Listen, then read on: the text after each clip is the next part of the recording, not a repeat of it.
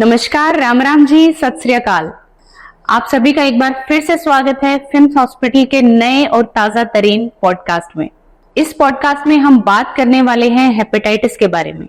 जुलाई चल रहा है और 28 जुलाई को वर्ल्ड हेपेटाइटिस डे सेलिब्रेट किया जाता है। तो आज हम बात करने वाले हैं इस बीमारी से जुड़े कुछ फैक्ट्स के बारे में और जानेंगे कि हम अपनी सेहत का ध्यान कैसे रख सकते हैं।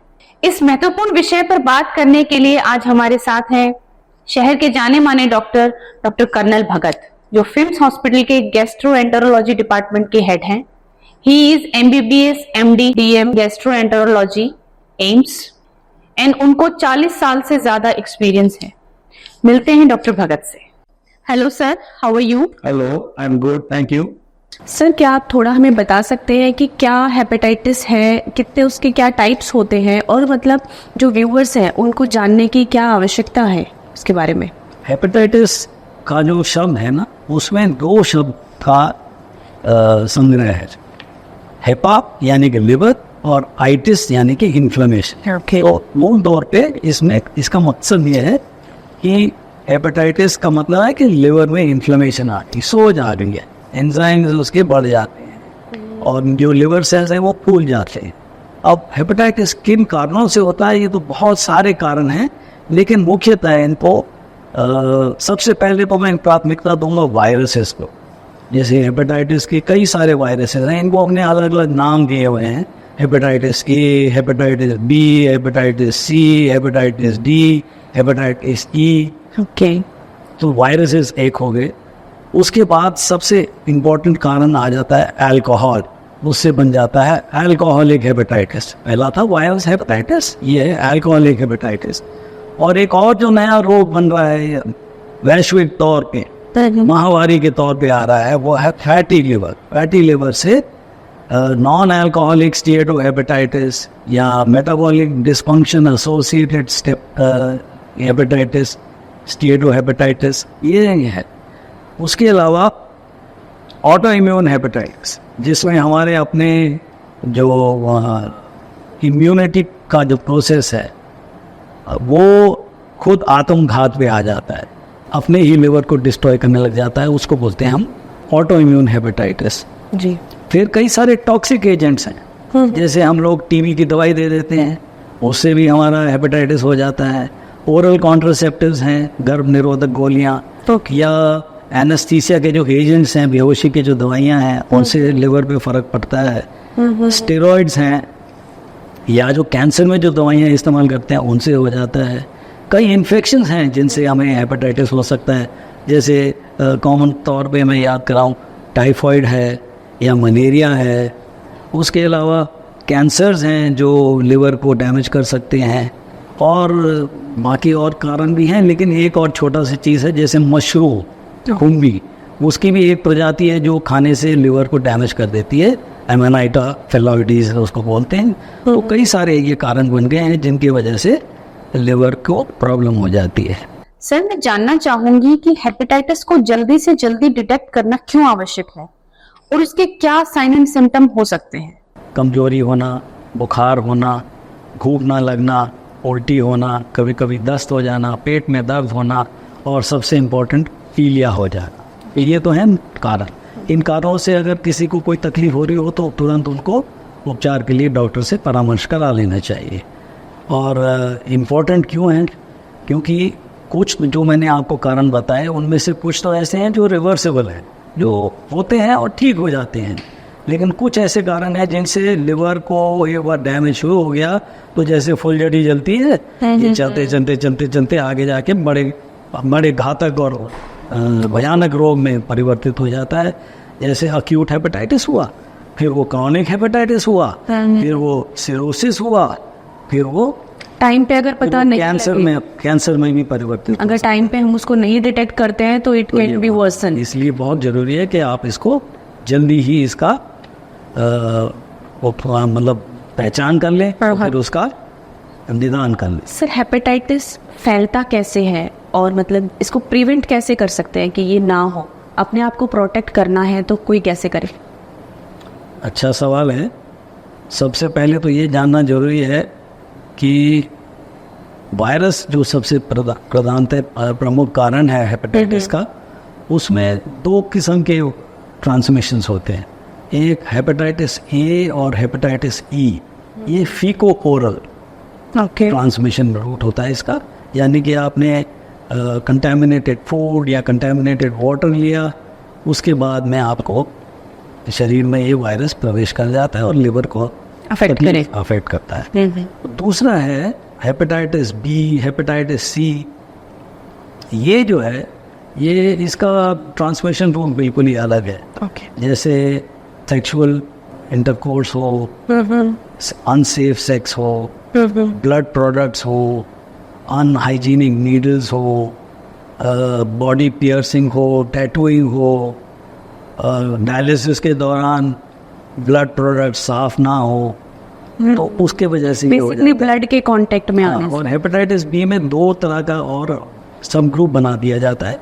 एक तो है वर्टिकल ट्रांसमिशन, जो माँ को गर्भ में अपने बच्चे को इन्फेक्शन दे देता है, तो ये मैटरनो फीटल ट्रांसमिशन। और एक और होता है हॉरिजॉन्टल, जैसे बच्चे स्कूल में गए, एक को है, घर से आया है, बच्चों के साथ खेल रहे हैं, कुश्ती कबड्डी खेल रहे हैं, एक दूसरे को काट रहे हैं, नोच रहे हैं, तो ब्लड से उधर चला जाता है। जी। या एक ही फैमिली में बहुत क्लोजली रह रहे हैं लोग, जैसे चौल में लोग रहते हैं, गरीबी में रहते हैं, एक ही कमरा है, 5-5, 10-10 लोग हैं, बर्तन भी झूठे, साथ साथ रहना, तो वो भी हो जाता है। तो हॉरिजॉन्टल और vertical transmission of hepatitis B and faeco oral transmission of hepatitis A and E. Sir, mainlining या ड्रग अब्यूज़ जो है, आईवी ड्रग अब्यूज़, वो नहीं करेंगे, वैक्सीनेशन करेंगे तो बचाव हो सकता है। ये वैक्सीनेशन सबसे इम्पोर्टेंट है। वैक्सीन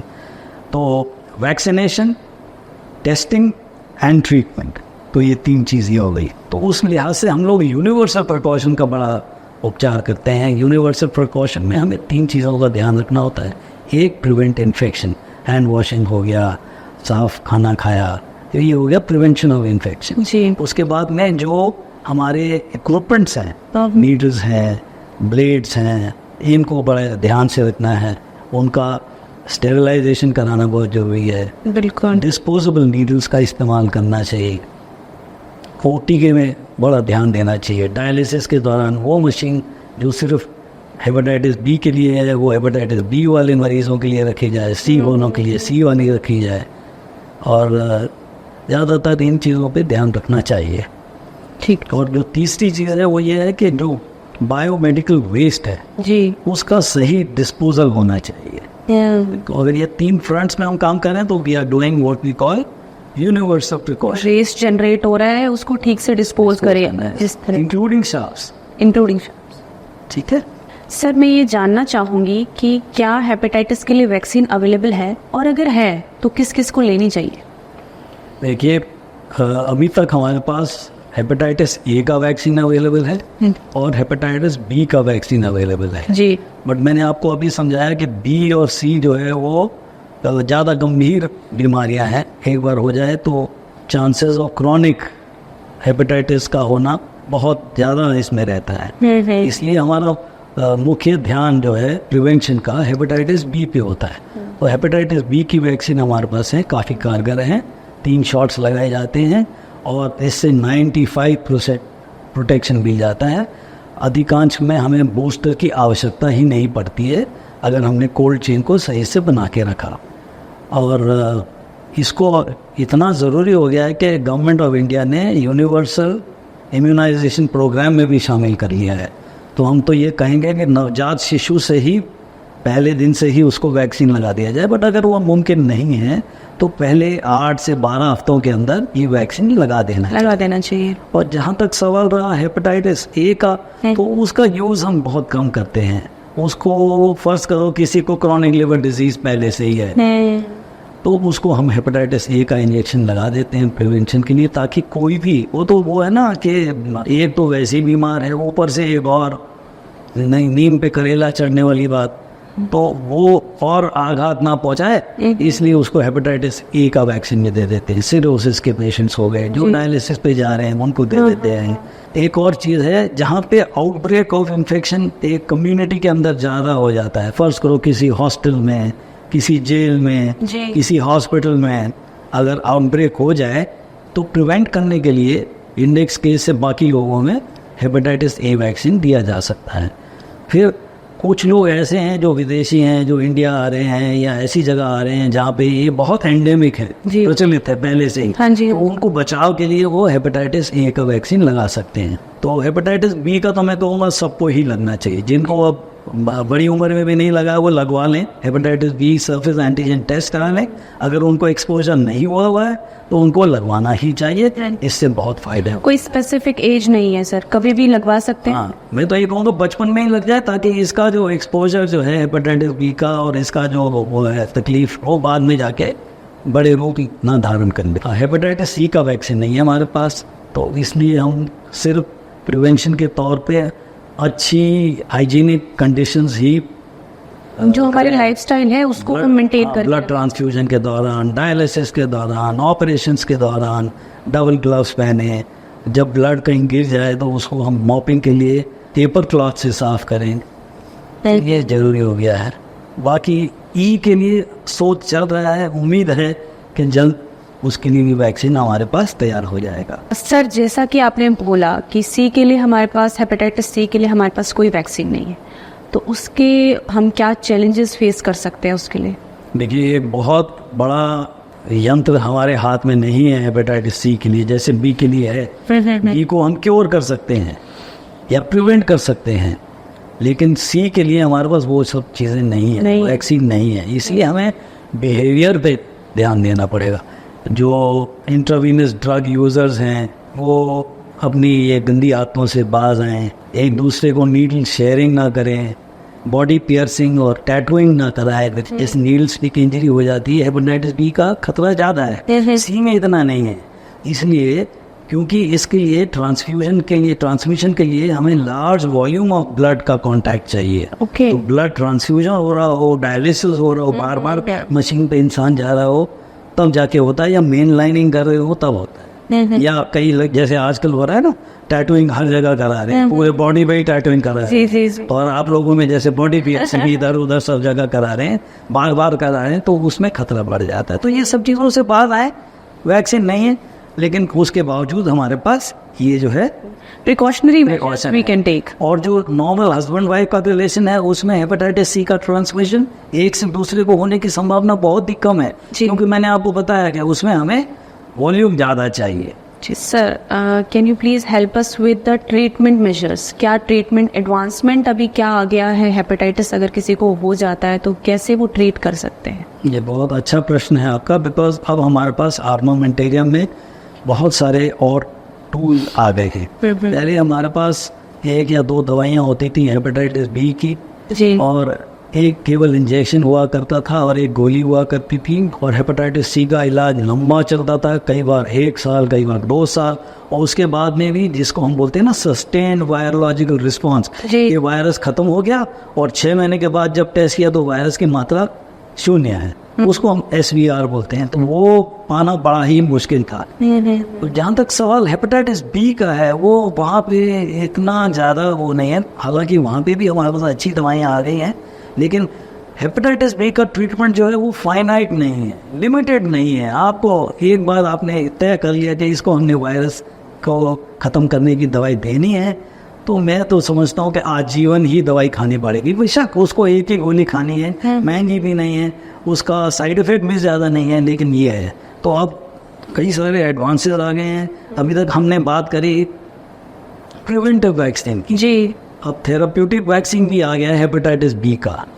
कोई नया शोध है। इम्यूनोथेरेपी आ गई है, इम्यूनो मॉड्यूलेशन आ गया है। उसमें ये थेराप्यूटिक वैक्सीन जो है ये जनवरी 25, 2024 से उपलब्ध भी हो गया है, यूज़ भी हो गया है।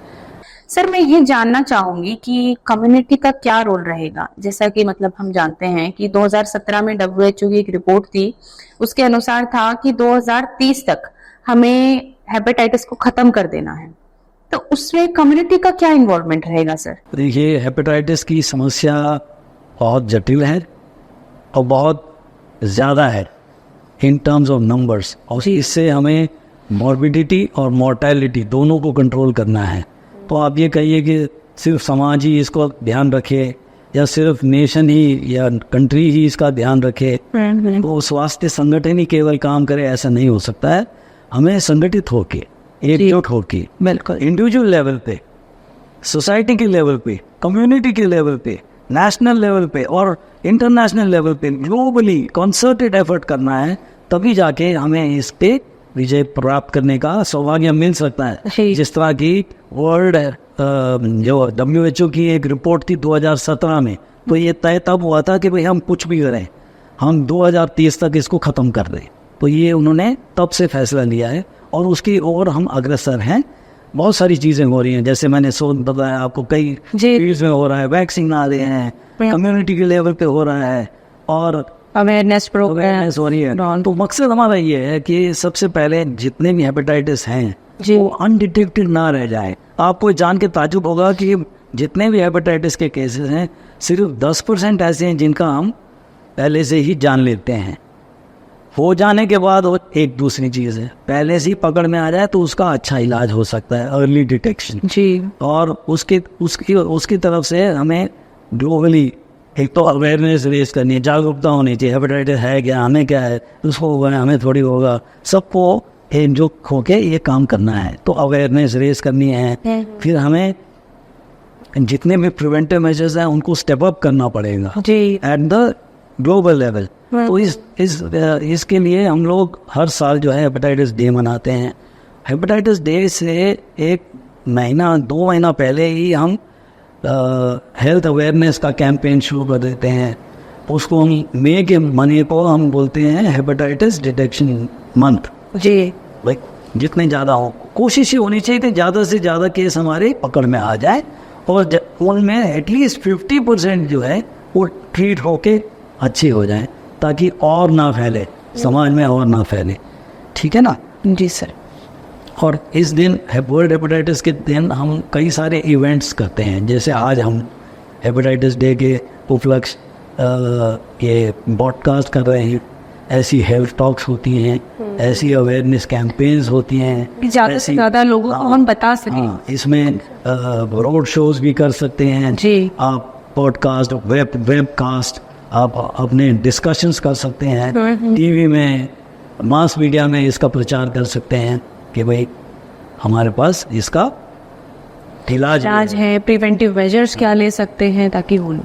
Thank you so much sir for sharing your expertise with us today. मैं ये मानती हूँ कि आपके इस जो आपने हमें नॉलेज हेपेटाइटिस के बारे में दी है, प्रिवेंशन, केयर, ट्रीटमेंट, जितना भी हम कर सकते हैं, हमारे व्यूवर्स को इससे हेल्प मिलेगी। आप क्या कहना चाहेंगे सर? मैं तो यही कहूँगा कि भाई लिवर सबसे इम्पोर्टेंट ऑर्गन शरीर में बनाया है। ये एक ऐसा ऑर्गन है जो कभी बूढ़ा नहीं होता है। आप 85 साल के वृद्ध कभी लिवर निकाल के 15 साल के बच्चे में डाल सकते हैं, इतनी मानता है इसकी। जैसे मारुति कार होती है ना, कभी ख़राब नहीं होती, वैसा नहीं है लिवर। अगर हम इसका ध्यान रखें, हम स्मोकिंग ना करें, हम अल्कोहल ना लें, हम अपना वज़न ना बढ़ने दें, हम अच्छा आहार, अच्छा विचार, अच्छा व्यवहार रखेंगे, तो ये हमारा लिवर कायम रहेगा। और लिवर कायम रहेगा तो जैसे मैंने कहा है ना, 1 लिवर 1 लाइफ। आपका ज़िंदगी आपके हाथ में है। मैं उम्मीद करूँगा कि सब अपने लिवर का ध्यान रखेंगे। हम प्राथमिकता देते हैं हार्ट को, ब्रेन को, लेकिन मैं बताऊँ आपको कि लिवर जो है इन सब से आगे है। अकेला लिवर ही है जो पूरे शरीर को संभाल लेता है। जी, थैंक यू सर। उम्मीद है इस पॉडकास्ट के जरिए हम आपको हेपेटाइटिस से बचने और उसका सामना करने के बारे में महत्वपूर्ण जानकारी दे पाए होंगे। अगर आपको वीडियो पसंद आई हो तो लाइक और शेयर करना ना भूलें और हमारे चैनल को सब्सक्राइब जरूर करें, ताकि आपको हेल्थ से जुड़े लेटेस्ट अपडेट मिलते रहें। अपनी सेहत का ध्यान रखें और हमारे साथ बने रहें। धन्यवाद।